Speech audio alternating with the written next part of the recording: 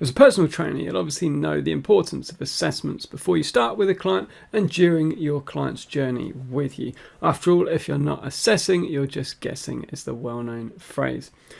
PT Distinction is one of the only softwares that has got assessments built into it. So in this week's feature spotlight, I want to look at why you would use assessments over something like results tracking, how to set up an assessment, and then how it works for your clients or for you.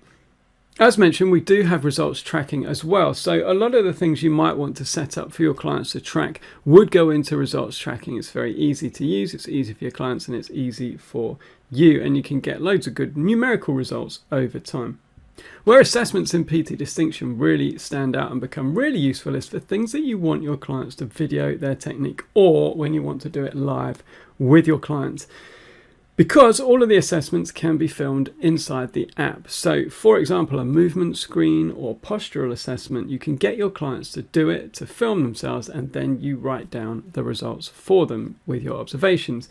Other things like a maximal press-up test or something like that, where you want to make sure their technique is correct, as well as just a numerical score. So that's where assessments are really, really useful. And it's a huge part of both the face-to-face client and trainer journey, and as an online trainer, a huge obstacle to get over with any purely online clients. Let's take a quick look at how you set up an assessment, and then we'll jump into the client side and see how it works in the app. Because of the very standardized nature of assessments, we generally recommend making these or using them in the library, and therefore it's super easy to copy them to clients or groups in an instant. So come up to Library, click on Assessment Templates. You can use any of the ones that we've given you, or you can make your own by clicking on Add. Create New. Inside the Assessment Builder, you name your assessment. You've got various sections inside the assessment, so postural assessments and movement screens, range of motion tests, strength, endurance and power tests, body composition analysis tests, cardiovascular tests, and any custom tests that you wish to add for yourself. Coming up to the top, if you click under any of these categories on Add an Assessment Test, you get to choose from all of the tests we've got in those particular sections. So you could take a CLAT test and then add it, and that would be a part of your assessment. You can add more to the section or go down and add into other sections.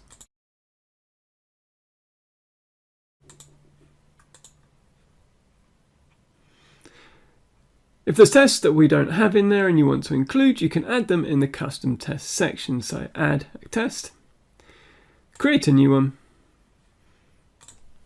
add the name.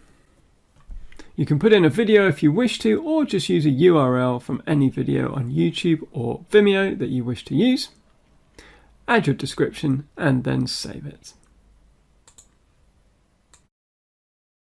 Up at the top, you can add any notes to your assessment if you wish to, and you can add attachments to your assessment. Once you're happy with it, click on Save, and your assessment is now saved. To use it with a client or with a group of clients, just click on Templates. Find this template, click on the three dots and copy to client or group. You can also copy it to any of your clients or groups from inside the client or group dashboards. Inside the app, if you schedule the assessment for your clients, it will turn up right on their dashboard, as you can see here. If you haven't scheduled the assessment, that's fine. Your client can go to their logbook and they can click on assessments and find it from there. By pressing the assessment, they can go into the assessment by clicking Complete Assessment. That then brings up their assessment. As you'll see, there's many different things that you can put into assessment. For things like a static postural analysis, there's space to record your analysis. So those spaces are largely for you to record if you're live with a client, or if you're on a Zoom call with a client, or if you've seen the video and you want to record their actions inside the actual assessment page. On each test, clients can press the name, and that will load up a video for them to see how to do it, as well as a description of how they might do the particular test. Next to the test name, they have the three-dot menu. They press here and they click on Technique Video, They'll be able to video their technique doing the actual assessment. So that will go straight to their device's camera, and then they can video it, which will go back to you to analyze and then to write your observations of the test. So that's how you would work anything like a movement screen. For other things such as weight, your client can just press and record their weight. Once your client's happy with everything that they put into their assessment, they just click on save. So really your job is to set up the assessment, and if you've got an online client, to let them know what you want to do with each of the things. So for example, it might be movement screens that you want them to film themselves, and for something like weight, it might be that you want to measure themselves and record the results. So let your clients know what you want them to do.